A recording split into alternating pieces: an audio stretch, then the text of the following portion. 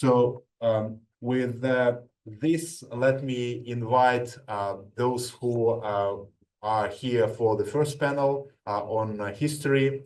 So our panel will last until about 11 a.m. and then we'll have a networking break. Thank you very much and welcome again. Do we have people in the room who are going to present in person, or is everyone online? I can see that most people are probably online. And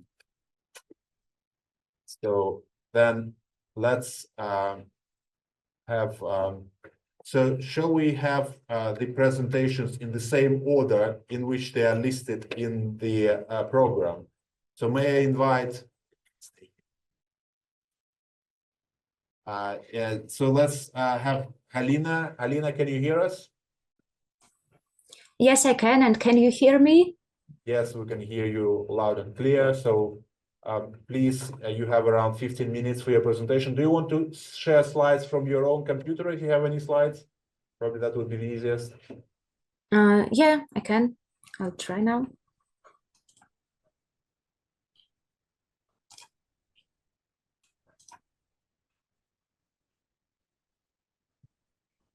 Well, can you see the screen now? Yeah, just a moment. I think it's loading. Mm-hmm.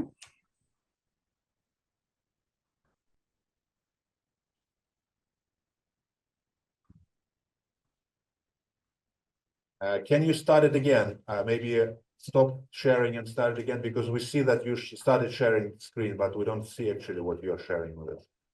Well, I think that I'll try.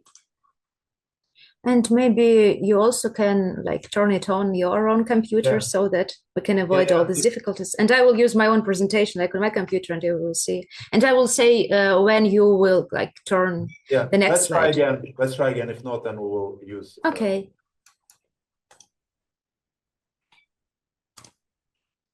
Mm-hmm. Maybe if I make you co-host to the event. Okay, so I'll open it from my computer then. Yeah.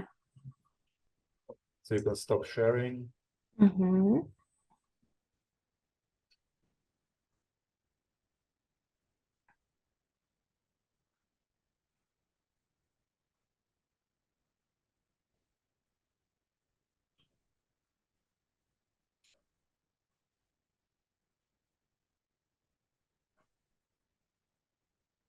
Can everyone see the slides? Online? Yeah. Yeah. So over to you, Halina. Maybe say a few words about yourself, Halina, before you start. Yeah, okay. Okay, hello, my name is Halina Ruleva. I'm a second-year PhD student of two institutions, which is one of which is Russian, and the next one is like University of Turin from Italy. And I'm a student of a joint program, Global History of Empires.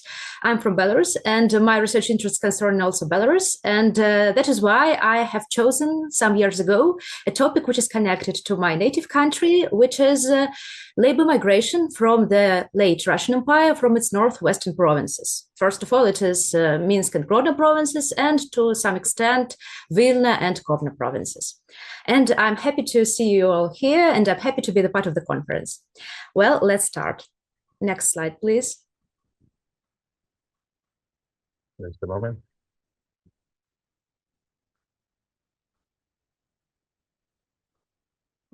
Well, what is labor migration from the Russian Empire?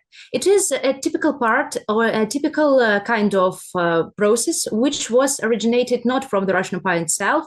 It was a pan-European phenomena and also transatlantic phenomena which occurred at the late 19th and in the beginning of the early 20th century.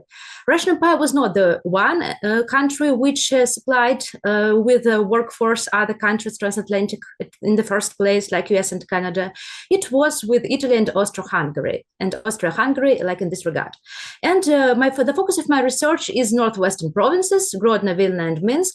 And the process took part as such. Well, peasants, mostly peasants of Belarusian origin and also of Lithuanian origin, if we talk about Vilna, they traveled across the ocean, across the Atlantic Ocean for 2 to 5 years or even more to the US, later to Canada, to some extent to Argentina and Brazil, and to earn money there. And after some years, they returned home, and they used this money in order to buy new households, in order to improve their economic conditions, in order to support their families. Well, it was this kind of process, this kind of migration was mostly conducted in illegal way, because peasants just do not have enough time and money for ordering this foreign passports, which were ubiquitous in the Russian Empire, in order to cross the border, and they just crossed it illegally with the help of immigration agents. Immigration agents, they were people mostly of Jewish origin. They were intermediaries between steamship companies and between the migrants themselves. Steamship companies hired them in order to spread word about the possibilities and opportunities of travel, in order to sell tickets, and sometime these immigration agents turned into like clandestine ones, and they also helped peasants to cross the border when the border guard just did not pay attention to it. Well, and maybe the main important thing there is that Russian Empire did not have its own immigration law, because even Austria-Hungary and its Hungarian part in 1909 began to consider immigration and labor migration in the first place important, and it issued a law. But Russian Empire did not have such an opportunity because of different bureaucratic hassles and so on and so forth. Well, the next slide, please. My study is engendered in like a conceptual framework which pays attention to the origins of labor migration and to like a so-called point of exit, so to the Russian Empire, and to policies which officials of the Russian Empire and some kind of more or less influential publicists issued and also transformed according to this process. So, and maybe the most important books here are even maybe some kind dated, but still are relevant. These are these two Russian language studies in the right, which were published in the USSR by Moldova historian Nicolae Tudorianu, and he was the first in order to consider the process and origins and consequences of labor migration to the US and to other countries, North American countries, and also to more or less recent studies. It is Vadim Kukushkin's From Peasants to Laborers on Belarusian and Ukrainian migrants to Canada, and Eric Lor's Russian citizenship in the Russian Empire and Soviet Union, where he also turned to some extent he spoke about labor migration abroad, but still he focuses on the practice of citizenship and of practices of these politics of attract and hold of the Russian Empire, because as well know, the Russian Empire tried to bring and to take with it like pure Russian elements, as it's called, Ukrainian and Belarusian peasants also like to repartite Russian nation and so on and so forth, and it let go Jewish out-migrants and also to some extent Polish out-migrants. So we have this like dual kind of policy. Next slide, please. And my research questions concerned, are as follows. Well, were Russian imperial officials able to regulate and to control these flows? And like my preliminary answer, of course, no, but they tried. How did local and Petersburg officials envision labor out migrants and immigration agents? And there are also some different important findings there. And what types of information collected in the region influence decisions on both local and central levels? Different surveys and different questionnaires which central officials sent to local ones, and how did a set of imperial policies was embedded in this process of internal colonization and resettlement, because well, we have a vast we have a question of those vast plains of Siberia, of the Far East, and also of the Central Asia, which were colonized in the beginning of the 20th century by purely Russian elements, as it was called. So how did these policies corresponded to the policies of regulating outward migration? Next slide, please. Well, my methodology concerned close reading and analysis of administrative documents and different kinds of reports from 3 archives, Russian State Historical Archive in St. Petersburg, Russia, and also 2 Belarusian archives, National Historical Archive of Belarus in Minsk and National Historical Archive of Belarus in Grodno. Next slide, please. When we talk about the first part of my research questions, which was dedicated to regulation and control of labor migration, well, we have two full-scale attempts in order to regulate this process and in order to put in order, and maybe most importantly, to try to envision all those slave-out migrants who left the empire and then returned. Well, we have a kind of issues which were connected to the revolutionary situation in the Russian Empire. It was maybe a private initiative of one official of Kobryn district in Grodno province, Karl Svensson, who in the midst of the revolutionary situation in January 1906 was tried to somehow to regulate these calamities in the province, and he proposed to eliminate a cause for peasant unrest, to provide them with free passports or maybe some kind of passports with some kind of exemptions, because they costed 15 rubles and it was too high for an ordinary peasant. And he proposed just to let these people go out of the Russian Empire and to earn money somewhere in the US, for example. And he also put the example of Austrian subjects into question, because he said, well, we have these Austrian subjects who traveled to our country and to our province who just earned money there, but why should we not allow our own subjects to travel and to earn money there and return? And maybe this kind of unrest would be diminished because of this politics. And Grodno governor was interested in this proposition, and he presented it between the governor general, but unfortunately this story did not have its own consequences, but this was one of the first initiatives, private so-called initiatives of local officials, in order to provide peasants with more or less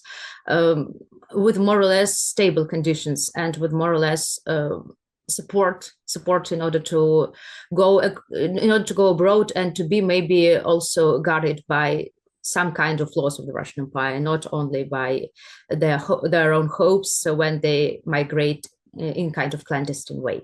And there were also different local initiatives, as the one which is presented here also on the slides, and it occurred in 1913. It was mostly to this clandestine immigration agents of Jewish origin, which were like evil, which were depicted as evil. But I think that we could not, because we do not have much time, we just let's turn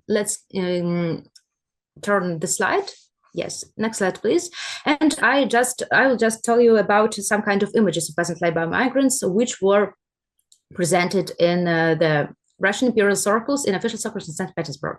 Well, in order to construct its image and in order to realize what were the kind of those out migrants who traveled across the ocean, in 1907, a central government, Ministry of Internal Affairs, or MVD, it issued a survey which tried to find out did peasant laborers at all travel to America, and also what were their demographic features, what were the financial and moral aspects of this phenomenon, and what did it really cause some threats, or did it would it be maybe some kind of useful for the state?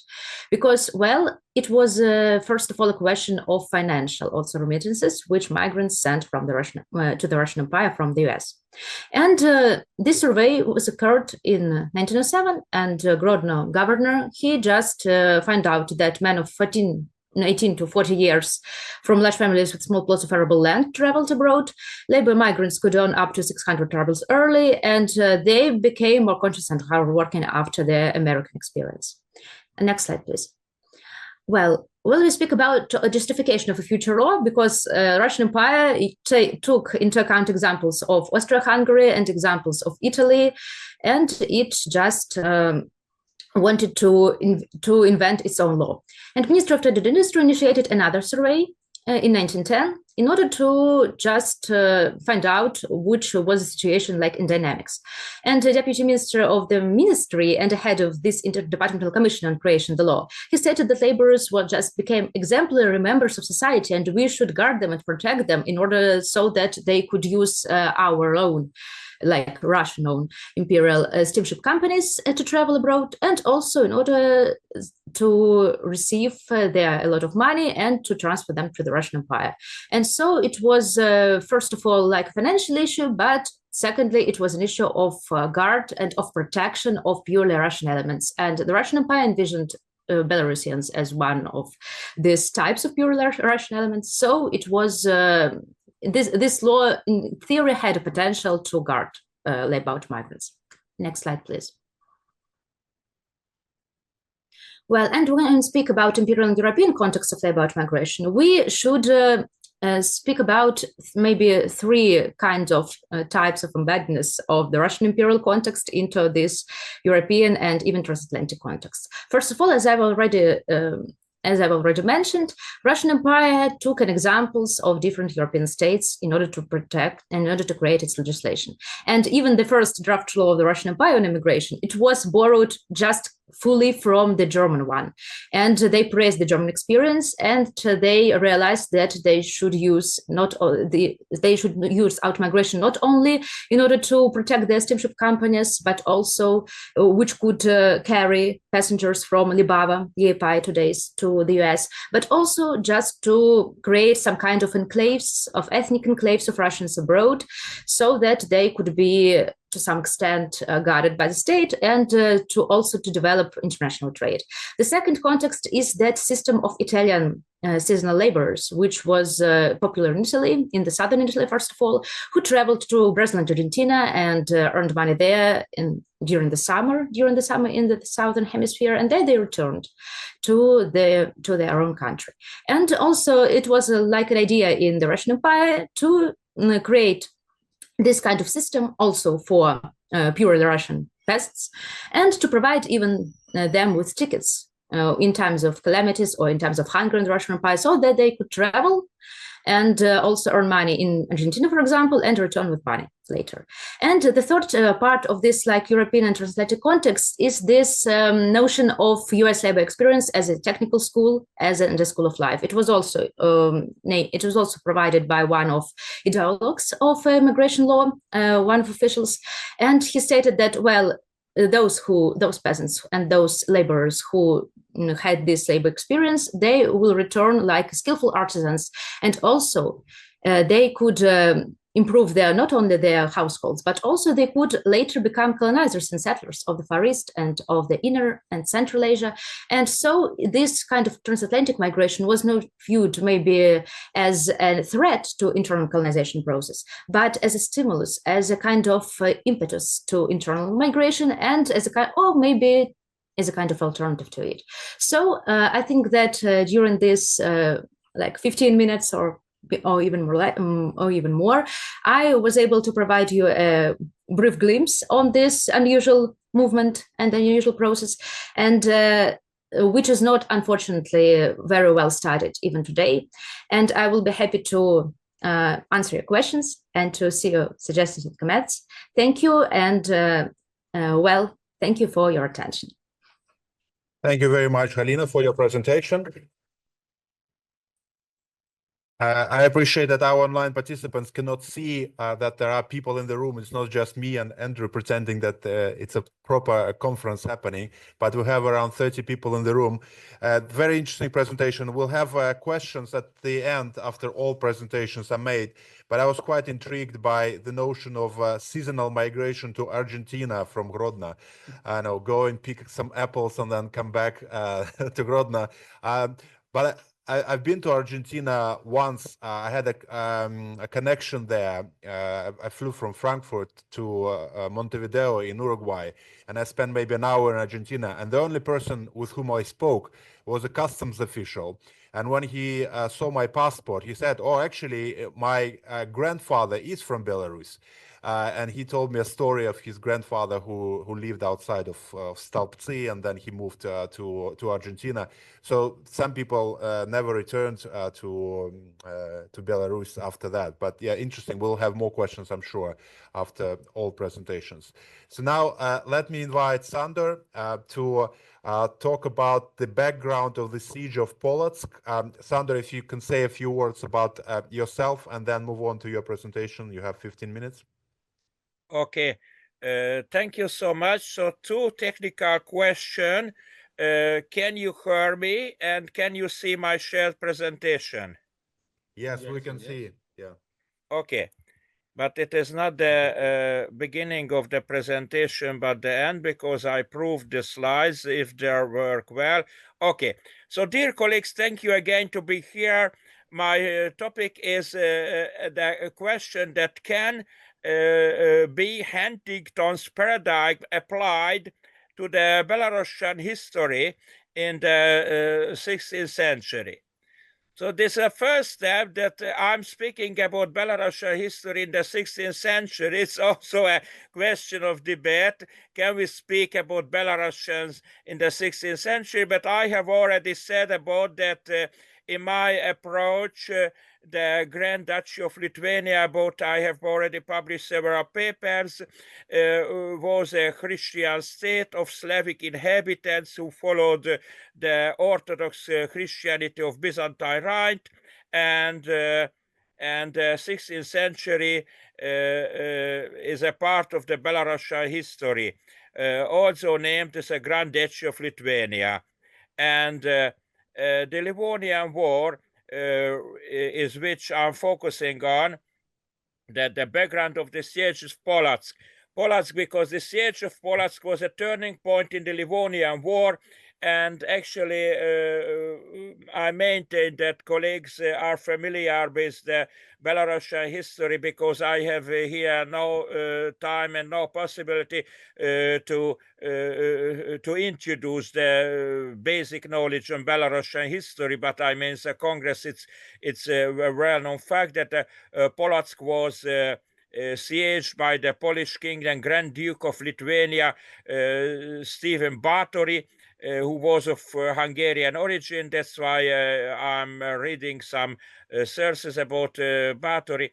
And the siege of Polatsk was a turning point, because the Moscovian Tsar Ivan the Terrible thus gained Polatsk, and regaining Polatsk was a very turning point in the Livonian War. But I'm not speaking about the history of Polatsk, but about the problem that can be Huntington applied. So you can say that the Huntington's paradigm, you are familiar with the Huntington's paradigm in the Clash of Civilization. It was not only a book by Huntington, but first of all, it appeared as a journal paper by Huntington much earlier than the book. And then it's urged a huge number of papers about the debate of Huntington. And I'm now focusing about that fact that Huntington's approach is a paradigm. If Huntington's approach is a paradigm, then we can apply its paradigm. For instance, you are familiar with Thomas Kuhn's monograph, that paradigm in the history of science. Thus, Huntington can be applied as a paradigm, as a conflict of different civilization and the Livonian War in the 16th century. And Livonia was much more than nowadays. So Livonia was not only the historical territory of Livland, but even more. So this war is named the Livonian War. And the first point is where different cultures, why was this war a clash of civilization? Already in the 16th century, after 100 years after the book printing discovered by Gutenberg, already journals were printed in West Europe. So, for instance, a journal in Nuremberg in Germany. And this West European journal published some horrible pictures, some engravings that they criticize the war culture, the Russian troops of Ivan the Terrible. However, we can know that wars were wars. So in France, in Great Britain, for instance, a war of roses, in Germany, wars between different principalities of German, blah, blah, blah.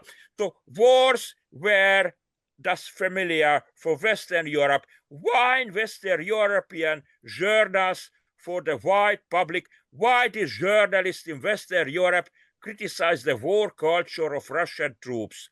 So I maintain that all of people in the room are adult people. So now I'm saying a delicious point, that generally sexual force in war, it is an accepted phenomenon in the war. But torturing innocent people, it is not accepted. So the West European citizens, West European people, already accustomed that war is a strange phenomenon, because soldiers thus robbed foods and fortune of local inhabitants and forced women and girls in local inhabitants, but no torture, okay, no torture of innocent people, but Russian troops tortured innocent people, and this is depicted in this picture, appeared in a printed journal in Germany.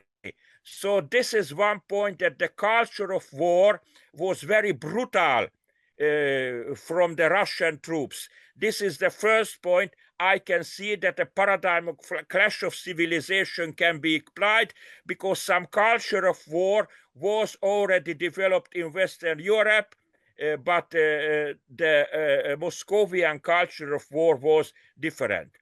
And the next point is the problem, the fall of Novgorod. I'm speaking about culture of war of Moscovian Tsar. I'm speaking about Ivan the Terrible as Moscovian Tsar, because it was not Russia. Russian lands consisted Novgorod on the north and Muscovy and the central part.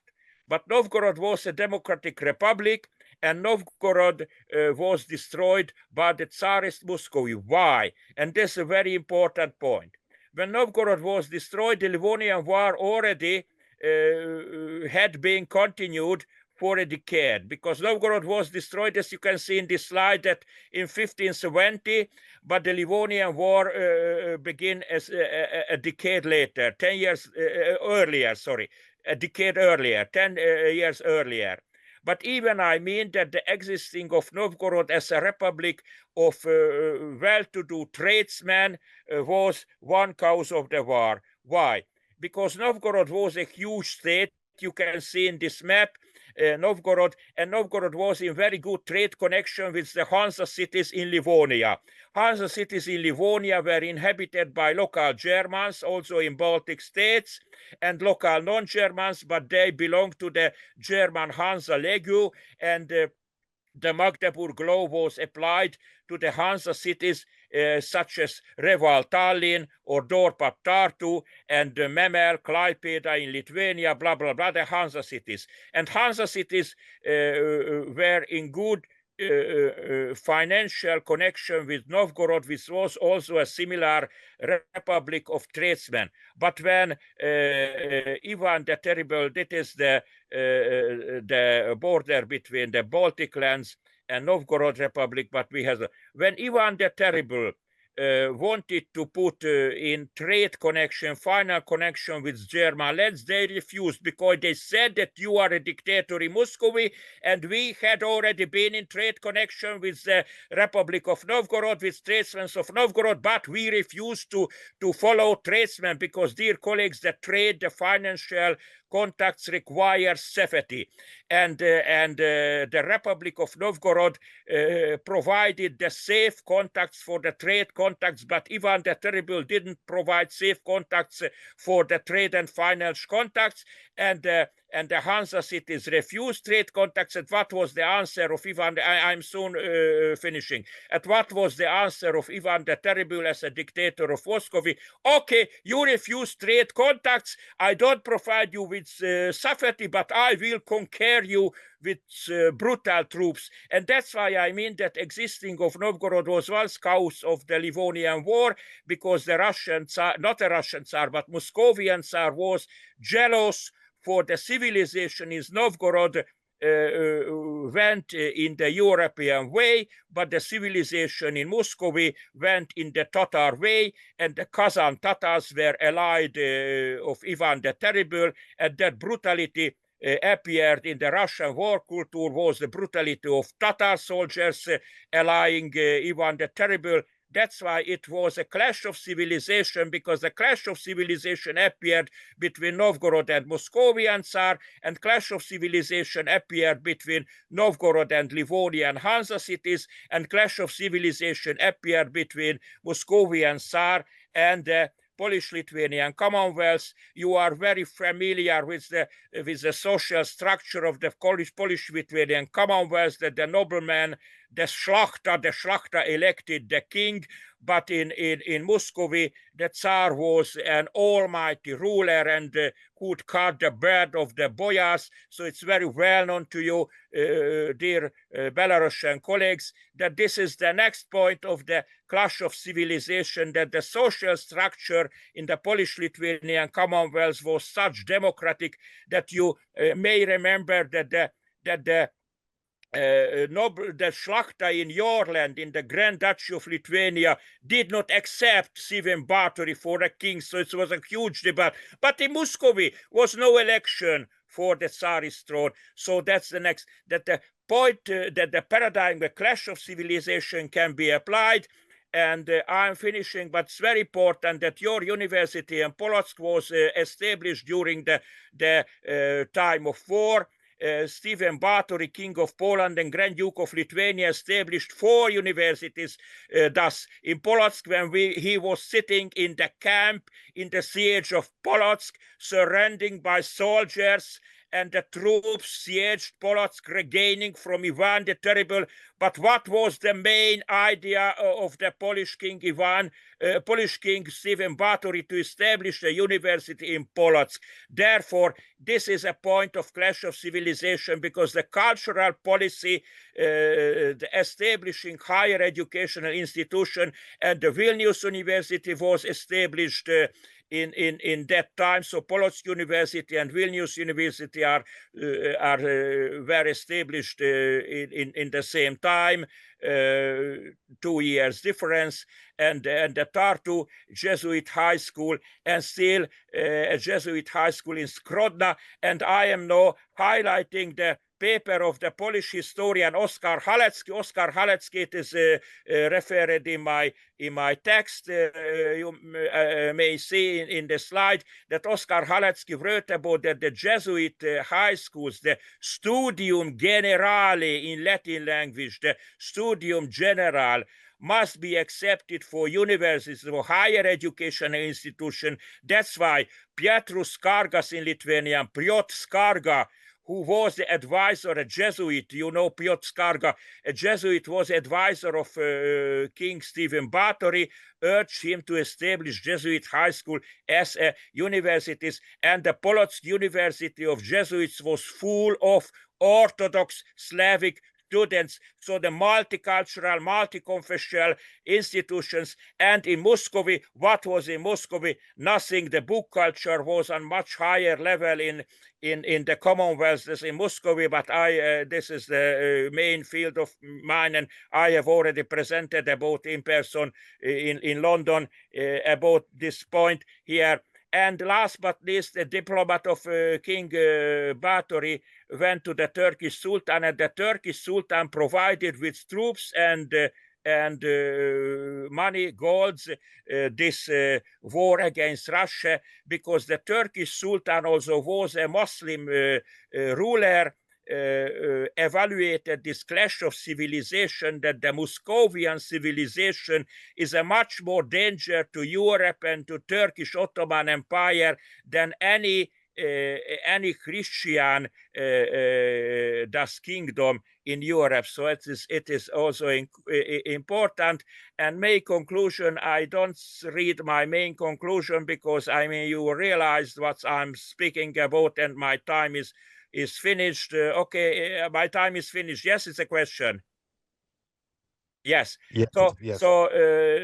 And main reference is that I am speaking about, it's not a philosophy, because the problem of Novgorod, and for instance, I am now referring in the literature that Nekrasov, a Russian historian, wrote about that point I spoke about. So it is well referred in the literature, and I will complete a few papers about it also. So the general conclusions is the Russian imperialism in historical retrospective. I have already summarized it in my paper. So thank you again. I'm stopping my share and I'm summarizing in one single sentence that the Livonian War in the 16th century was a clash of civilization. And what is the lesson? What is the legacy of this historical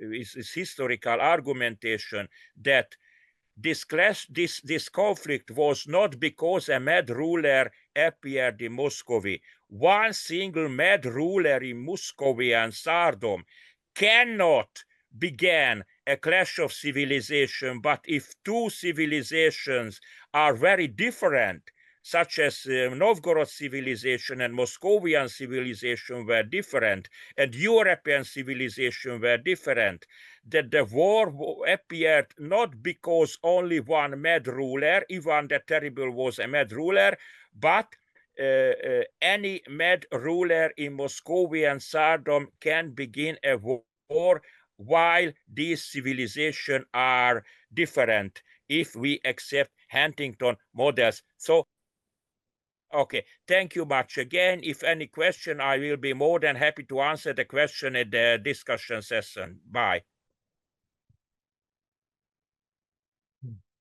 Thank you. Thank you very much, Sándor. And I'm struck by how many parallels we can draw with what was happening hundreds of years ago. And we still have very different systems, let's say, how the ruler is appointed in Russia and to the west of Belarus. So I'm sure that there will be questions during our Q&A session. Do we have Mark Vincent in the room or online? If I cannot see him here. So Jonathan, would you like to go next? Then if you could say a few words to introduce yourself. And then Sure, of course. Maybe try to share your slides first. Do you have slides? Yes, let's do that first. Let me see, 1 second. The best way to do it would be through this PDF here. Can you see my screen? Yes. Yeah. All right. Can you hear me? Yes, we can. Wonderful. Yeah, go ahead, introduce yourself, and we'll look forward to your presentation. Right. So I'm my name is Jonathan Raspe. I'm a postdoctoral researcher at the University of Zurich. I joined the department in the fall of 2024. And I'm working currently on a book manuscript on the industrialization of the Soviet Union's non-Russian national republics after the Second World War, with case studies that include Belarus, and in particular the Minsk tractor works in Minsk. All right. And so, yeah, my paper today analyzes the emergence of the Minsk machine building industry as one of the Soviet Union's most important industrial centers after the Second World War. It shows that Republican actors played a crucial role in this process, and it also argues that the industrialization imperative generally dominated Republican politics in the Soviet Union, despite or indeed because the republics had only limited control over industry compared to agriculture. My paper follows the construction and expansion of the Minsk Tractor Works, which is the factory that produces the well-known Belarus tractors, and that was the centerpiece of Minsk's new industrial complex from 1945 through 1965. And sorry, let me see if I can. Yes, wonderful. So my paper elaborates on earlier arguments of scholars such as Donna Barry and Teresa Rakowska-Harmstone, who proposed that competition for funding within the Soviet Union was a major source of resurgent nationalism in the Soviet republics in the post-war period. My work also complements Artemy Kalinovsky's more recent research on the impact of economic developmentalism on local identities in Soviet Central Asia after 1953. So my research antedates and expands these arguments by showing that the republic's drive for economic development had always been part and parcel of Soviet industrial politics, even under late Stalinist conditions of heavy centralization. and that this included republics that lacked a strong tradition of political nationalism, such as Belarus. And finally, that advocating for Republican industrialization was not a matter of ethnicity or origin, considering that many of the key officials in my story here were neither Belarusian nor from Belarus. All right. So, as we know, the Second World War fundamentally altered Minsk's economy. Prior to the war, Minsk was a relatively small town with less than 1/3 the population of industrial metropoles such as Kiev, Kharkiv, or Baku. After the war, then, Minsk became one of the fastest growing cities of the Soviet Union, almost doubling its population from 1950 to 1960, and then again from 1960 to 1970. The growth of the machine building and metalworking industry played a particularly crucial role in this process. By 1958, machine building and metalworking in Minsk was 38 times as large as in 1940, while industry as a whole in Minsk had only grown by a factor of 3.4. The share of machine building and metalworking in Belarusian industries doubled from 16% in 1940 to 30%, almost 1/3 of all of the industries in Belarus in 1958. Minsk's new machine building complex primarily rested on two large new factories, the Minsk Auto Works and the Minsk Tractor Works, which were established in the southeast of Minsk along the highway to Mahilyo. The Union government had decided on the construction of the Minsk Auto Works in 1944, shortly after Minsk's liberation from the Germans, but the Belarusian party leadership was actually the one that came up with a suggestion for the tractor factory, which First Secretary Ponomarenko pitched to Stalin in July 1945. In December 1945, Ponomarenko described his vision for Minsk like this: "We already have the Union government's decision on the construction of the tractor factory, the auto factory, the bicycle factory. This is not some kind of wishful thinking. I imagine Minsk with a working class of 150,000 people. The cultural level will rise. These will be large factories. It will change the face of the city. There will be a large detachment of the technical intelligentsia, new education facilities, technical colleges and institutes. This is how I see Minsk." So this, what Ponomarenko said in this internal debate, clearly shows that to the Belarusian leadership, industry assumed a central place in visions for post-war Minsk. Now, another key piece here is a debate that took place in 1947 in the Belarusian leadership. So the tractor works were built by a specialized construction trust named Beltraktorostroy, which was subordinated to the Belarusian government, even though the tractor factory's ministry was actually in Minsk. It was in Moscow. The Belarusian leadership considered the construction to be a very important issue.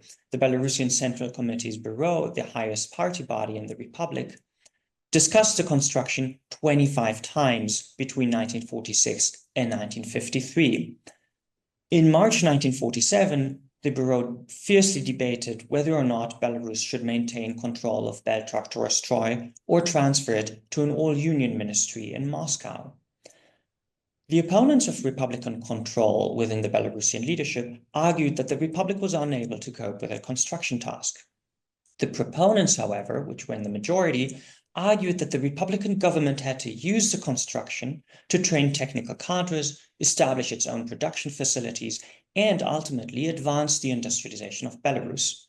Otherwise, one advocate for Republican control argued, we will remain artisans. How else would we industrialize, with vegetable warehouses? And so in the end, the proponents in Minsk won the final vote by 7-2.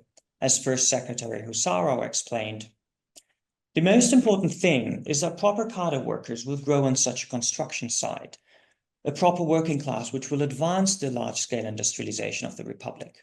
It is necessary to take advantage of the favorable situation that a shock construction site in the Soviet Union is operated by our, meaning the Belarusian, party organization. So over the following years, the Belarusian leadership continued to be the main lobbying force for the factory's construction, not the Moscow ministry that was formerly actually overseeing the factory. This was obviously not sheer selflessness. The Republican government controlled Beltraktorostroy, but Moscow had to allocate funding for the tractor factory's construction.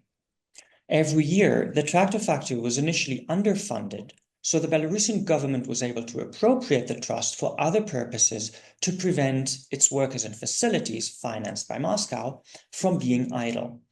And because of that, Beltraktorostroy actually ended up being the second largest contributor to the civilian reconstruction of Minsk in 1951 and 1952. All right, let us now jump ahead a couple of years to the late 1950s. So what we see here is that after 1953, the tractor works began producing its signature Belarus wheel tractors. By 1955, it had reached its intended annual capacity of 18,000 tractors. And we can see here that in the mid-1950s and second half of 1950s, the production sort of plateaued. It continued growing, but it did not maintain its previous dynamic. But then, over the next 10 years or so, by the late 1960s, tractor production, annual production, would actually quadruple. How did this happen? The reason is once again Republican government initiative in Minsk. In 1958-1959, the Belarusian State Planning Committee, or Gosplan, and the new Belarusian Regional Economic Council, or Sovnarkhoz, designed and implemented several plans to establish additional supporting factories in Belarus, rearrange supply chains in machine building within the Republic, attract additional funding from the Union for this expansion, and as a result, significantly increase the Republic's share in several machine building branches. These changes were made possible, of course, by Khrushchev's reform to replace industrial ministries with Sovnarkhoz in 1957, which obviously greatly increased regional economic authority. But the key was that the Belarusian Sovnarkhoz and Gosplan were able to leverage circulating ideas about greater specialization and cooperation in machine building to get Moscow's approval for these schemes. This campaign specifically emphasized switching from the earlier Soviet policy of factories specializing in one particular product, or предметная специализация, to specializing in individual components or production steps, or подетальная технологическая специализация in Russian. In order to do that, parts of the production had to be outsourced and moved to other facilities. This would then free up space and labor at the home factory and allow increasing factory capacities and productivity for its main product. The Belarusian Sovnarkhoz started developing such plans together with the Republic's Gosplan pretty much immediately after its creation in May 1957. And the key here is that the main positions in the new apparatus were occupied by engineers not from Belarus, and many of them not Belarusians by ethnicity, who had previously worked in the Minsk machine building industry.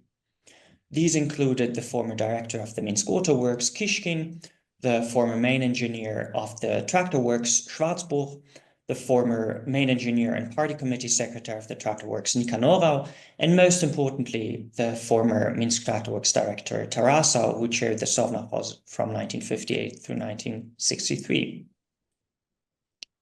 The specialization plans involved rearranging production facilities within the Republic in order to maximize production capacities with only limited additional funding from the Union state. The largest of these plans was finalized in February 1960 and included 30 new specialized factories and 11 specialized factory shops. By 1962, 28 additional machine building factories were built or being built in Belarus that had not been included in the original 7-year plan for 1959-1965. This included a starter engine factory in Homel, 2 factories for electronics and pneumatics in Borisov, and 2 more factories for various tractor and automobile components in Belarusk and Vitebsk. But the single most important of these specialization plans were undoubtedly the creation of Belaz in 1958, which outsourced the production of heavy mining trucks from the Minsk Auto Works, and of the Minsk Motor Works in 1959, which took on tractor engine production from the Minsk Tractor Works. The Minsk Motor Works was established on the site of the motorcycle and bicycle factory that I showed earlier on the map of Minsk, which then in turn relocated to a former auto repair factory, whose production then moved to a previous machine tractor station. And so all of this is basically the background to the development that we see here, the rapid expansion of tractor production in Minsk. And so as a result of this work, the Belarusian production share for a variety of machine building goods in the Soviet Union peaked in the second half of the 1960s. This included tractors and trucks, but it also included critical components for machine building more generally, such as ball bearings and machine cutting tools. In other words, the Sovnarkhoz period was crucial for the rapid development of Belarusian machine building and metalworking, and it laid the foundation for the subsequent diversification of Belarusian engineering and shift towards less metal-intensive branches, such as electronics and instrument making in the 1970s and 1980s. All right, so to conclude, I've argued that Republican authorities in Minsk played a decisive role in the reconstruction and industrialization of Belarus after the Second World War. Regardless of their ethnicity and origin, leading officials and industrial elites successfully lobbied for the republic's industrial development. Moreover, this industrialization rested heavily on branches that were considered, sorry, this is the wrong slide. No. Yes, here we go. So this industrialization rested heavily on branches that were considered crucial for progress and therefore particularly prestigious. By 1963, Belarus had the highest concentration of fixed industrial assets in machine building and metalworking of all Union republics, which you see here.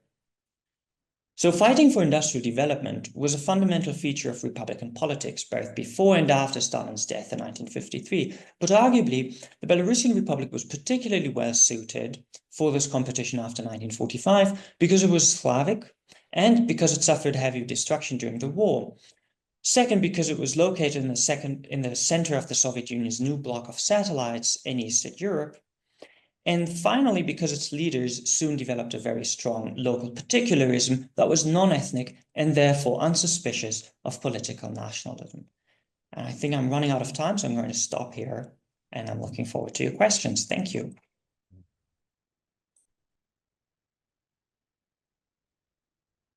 Thank you very much, Jonathan. Very interesting presentation. And we are now moving to the Q&A session.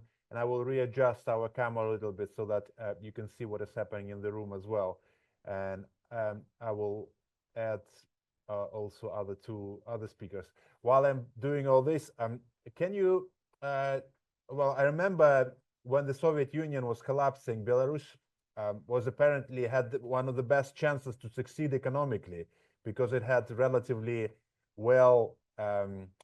relatively modern industry. And some people say that it didn't happen. Some people say that the government of Belarus managed to preserve it to a significant extent. I don't know whether you followed this in any way. And another question is how, probably on per capita basis, looking at the table which you showed, Belarus was even higher than other republics. Because if you look, there is Uzbekistan, which is much bigger. So Belarus was really one of the most beloved kids of the Soviet Union, the most beloved republics. Do you have any thoughts on that? And I will rearrange the camera now for Q&A session.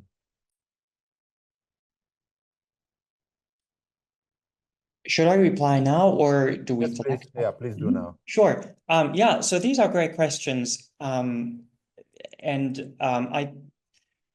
I have some difficulty speaking to the development after 1991, but what is remarkable, for instance, is that I believe the Minsk tractor works currently produce and sell about 50% of the tractors in the post-Soviet space without the Baltics, which is a drastic increase of its market share, so to speak, compared to the late Soviet period. In the late Soviet period, we're talking about about 18% of Soviet tractor production. And so the Minsk Tractor Works was really more successful than other former Soviet tractor factories in maintaining its position in the post-1991 market.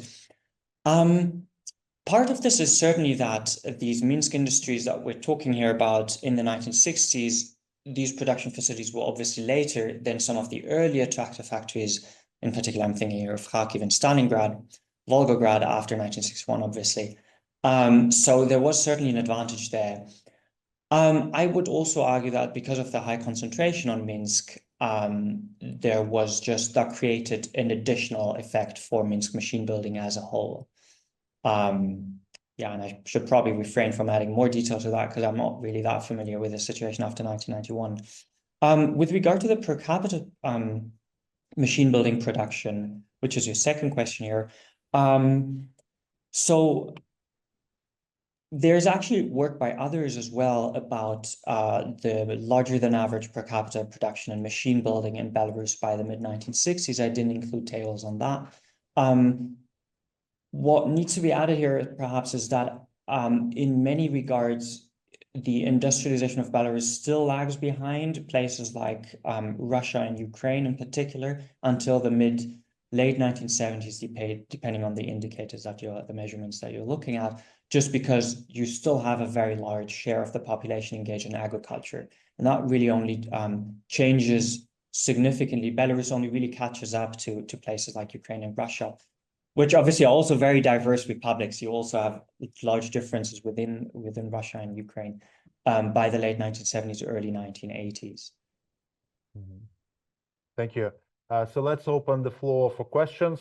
Halina, Sándor, Jonathan, any questions from the floor? Yeah, Pavel Shevtsov. Yeah, grab the mic.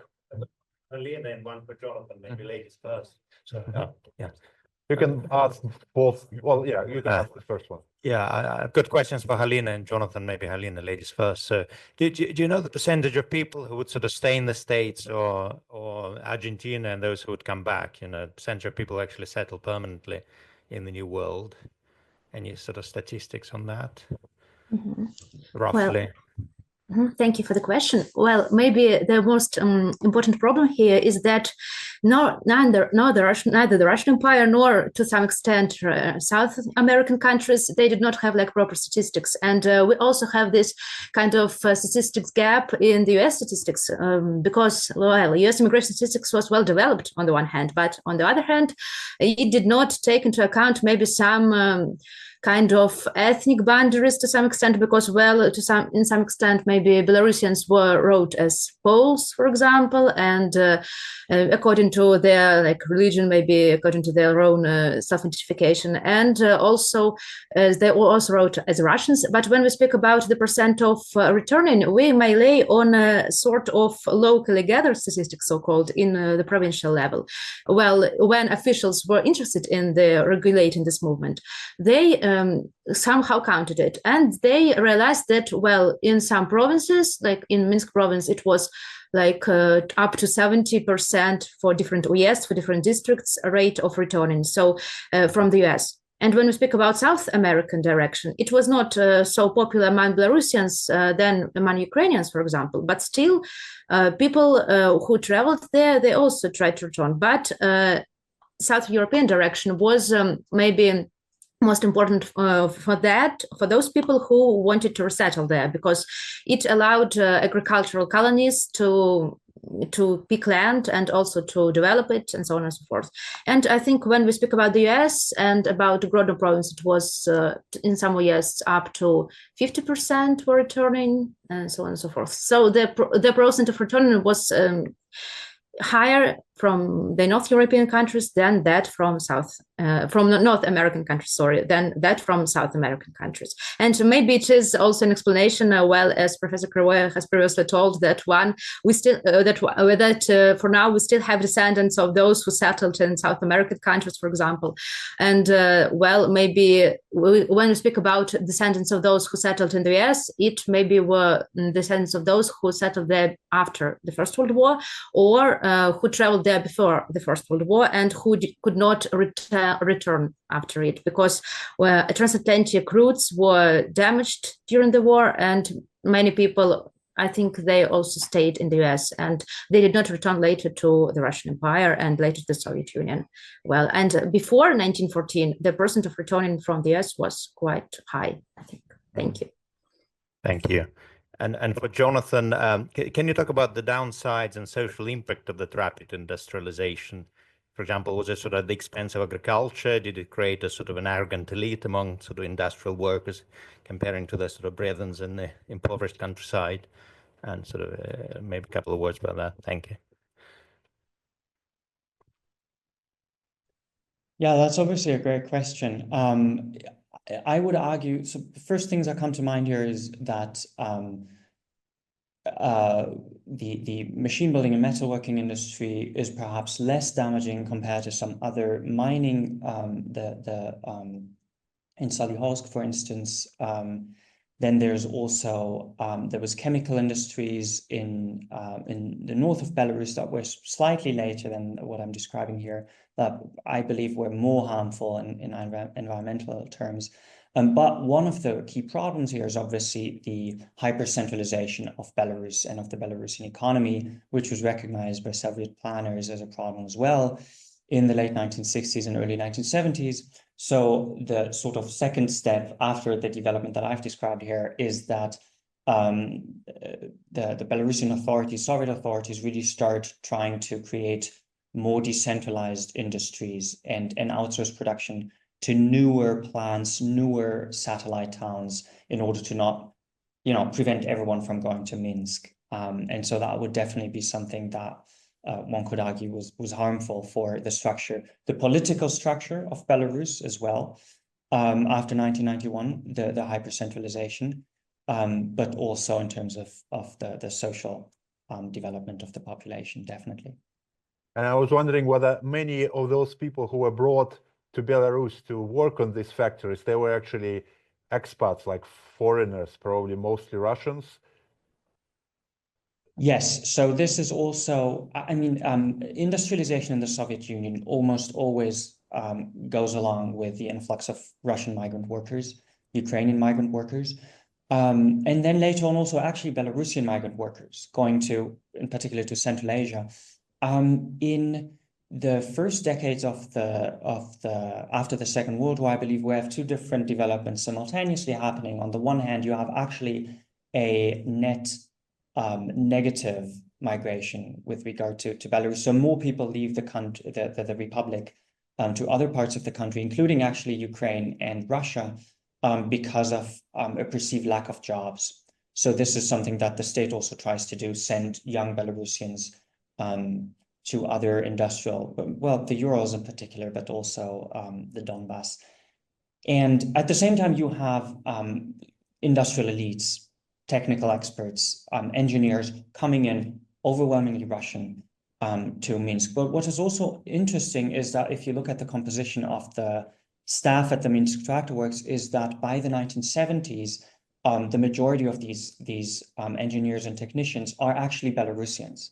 So you also have sort of a sort of native growth of technical experts in Belarus that takes place in the first 3 decades after the Second World War that you do not have in Central Asian republics, for instance, which continue to, basically where industry continues to rely on imported technical specialists. Interesting. Yeah, my own family has a story. My grandmother, who is still alive, and she lives in Baranovichi, when she was 15, she faked her birth certificate so that she could be taken to Kazakhstan to work as a tractor driver. So it was not just industrialization; it was also working with agricultural lands in Central Asia, which brought many Belarusians, to all those countries. And then many of them actually did return back home to Belarus, sometimes with husbands, like my grandmother did. Thank you very much. We have a question in the online audience. Vital, could you please introduce yourself and ask your question? Hi, I'm Vital Bylev from University of Bonn, and I have a question for Sándor. Thank you for this highlight on early modern history, my beloved one. However, these depictions of cruelty in early modern Europe wasn't really uncommon. There were many of them depicting cruelty of Spanish in America or in the Netherlands, or some Landsknecht atrocities to population during wars in Holy Roman Empire. So depictions of wars, like based on the previous iconographies of martyrdom of saints, wasn't so uncommon. However, I wonder, to bring this more global context to the time of Livonian War, to the second half of 16th century, European societies already had experience, direct or indirect, of facing real other civilizations, despite they didn't think in these terms, in America, first of all. And it was already some approach how to see these non-European societies. So may I ask you if it is possible to see such parallels of treatment of Muscovites in these European leaflets, press, as we can say it, or this discourse, in some similarity with these non-European savages, let's say, or non-European civilizations, or it was just more a kind of inter-religious but indigenous European struggle patterns. Can we say for the 16th century without projection of our contemporary contradictions? Thank you. Okay, just I had some technical problems. So my first question that can you hear now me because I rejoined the event. Okay. So your question concerned only war culture or in general? Because you began your question about the war culture, and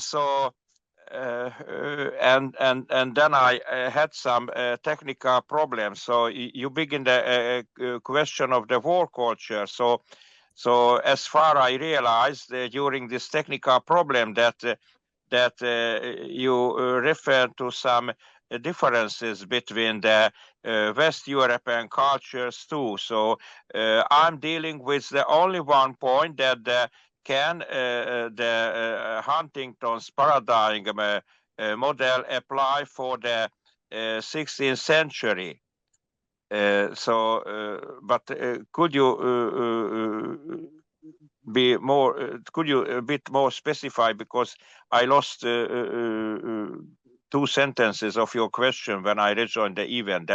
That as for war culture, that was documented by the journal, das article from the Nuremberg Zeitung, and as for others, how to say?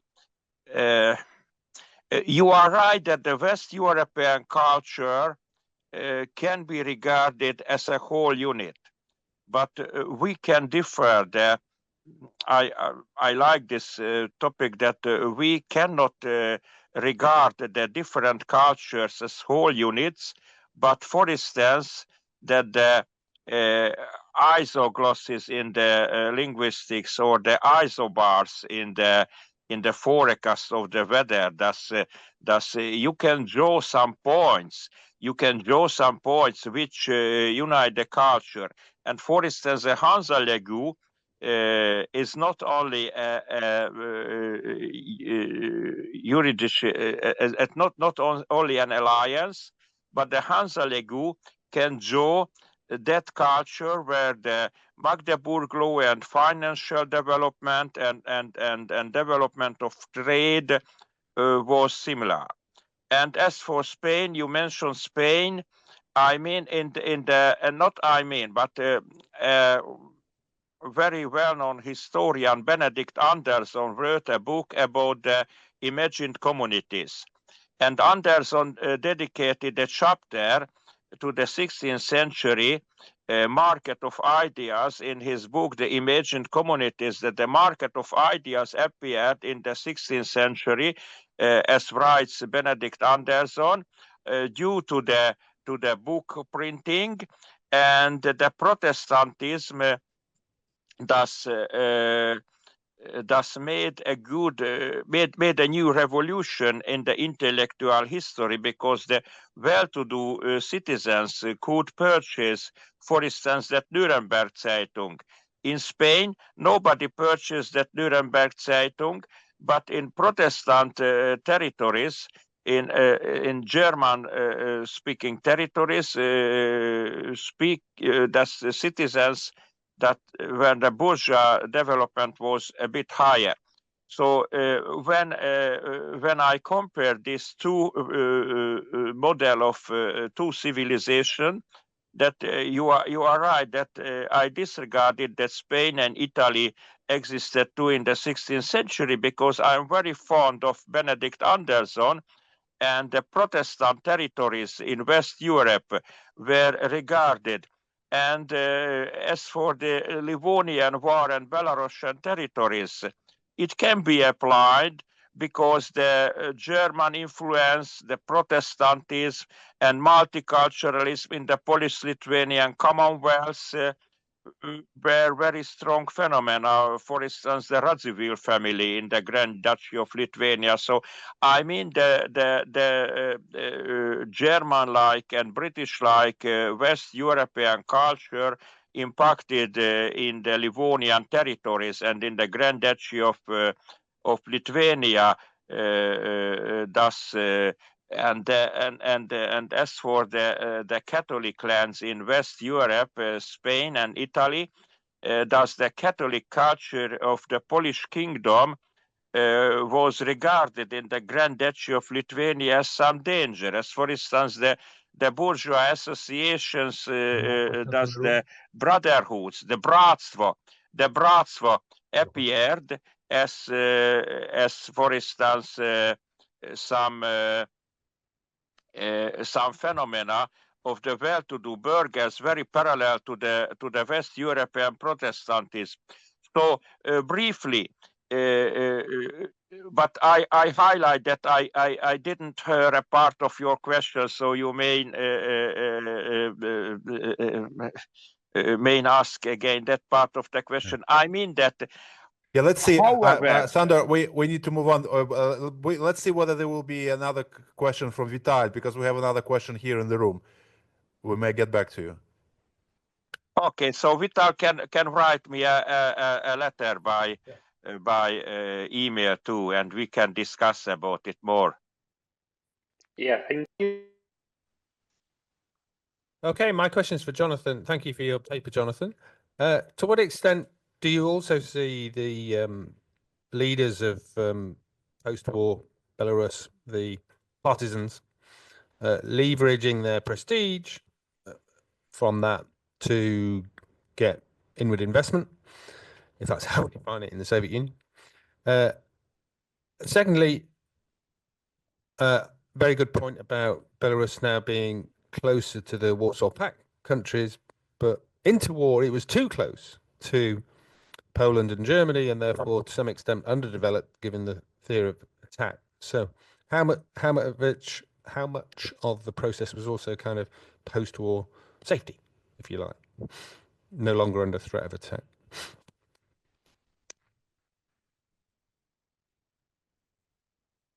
Thank you. Yeah, thank you for these questions. So let me start with the second question. Absolutely, yeah, I believe that the Second World War, the sort of shift of borders and the disappearance of the previous Polish threat did change a great deal. Both that and the complete destruction, which reshifted sort of Soviet economic attention back to the western parts of the Soviet Union. During the war, it was obviously focused more on places like Kazakhstan, the Urals, and Siberia. So during the war, you actually see a lot of investment, more than in previous years, obviously, in those places.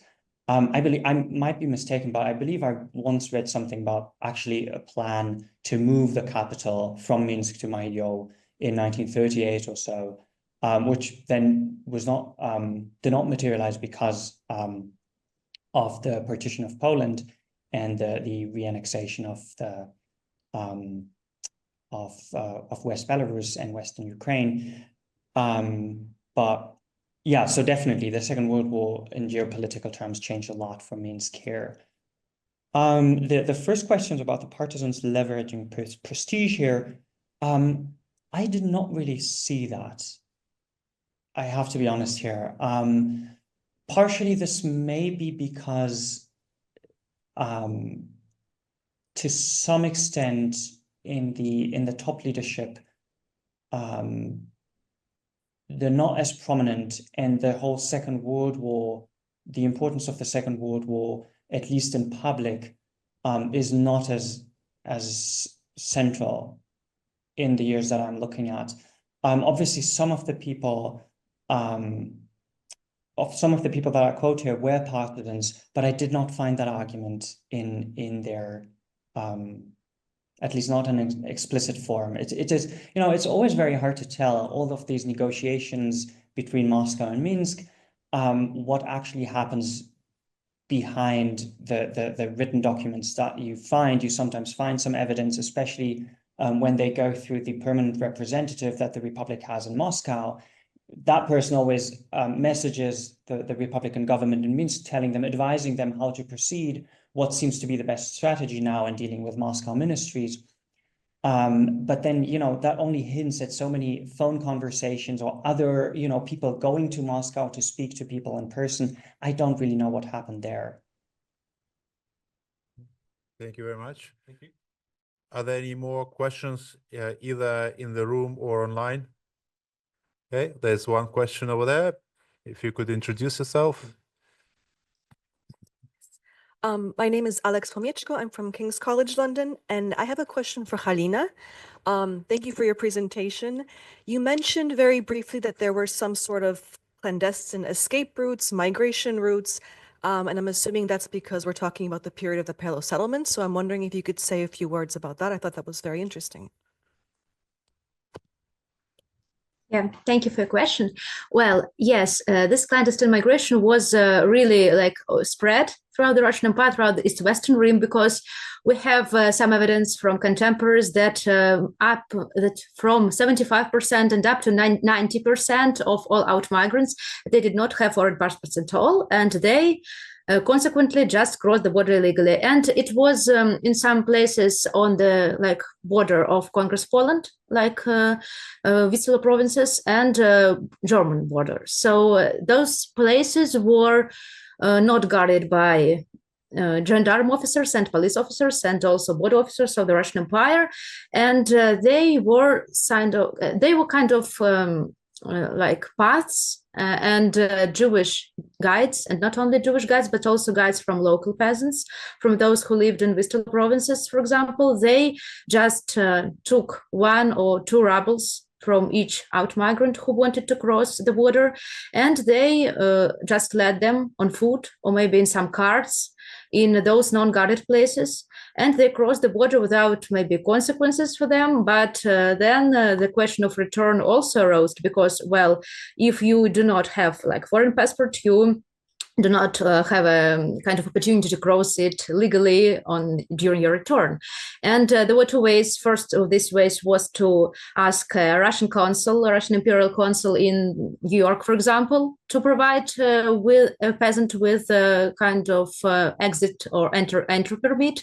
And the second illegal way was to pay these border guides, illegal guides, also from 5 to 10 rubles, if I'm not mistaken, and he or she, and it were primarily men, they also took those out migrants, and they guided them through those non-guarded parts of the border, because the border was really long, and there was complete lack of gendarme and border guard officers. So in the Russian Empire, and so it was not so difficult for out migrants to return and also to cross the border in the direction of West Europe, because later when they crossed the border with Germany, they went to Hamburg or Bremen, and they sailed from there on board the German ships, Hamburg American Line, for example, to the US. So it was a well-developed industry, and the last point is that it was developed even before the outspread of peasant out-migration of Belarusian peasants, of Lithuanian peasants, and Polish ones, because Jewish out-migrants from 1880s, they did establish that routes. And when they crossed this border illegally, and they left the Russian Empire forever, for example, they established this network of immigration agents and these helpers, and that infrastructure was used later for successful crossing the border for our peasant migrants. So it was a really interesting endeavor during the times. Thank you. Thank you. Interesting.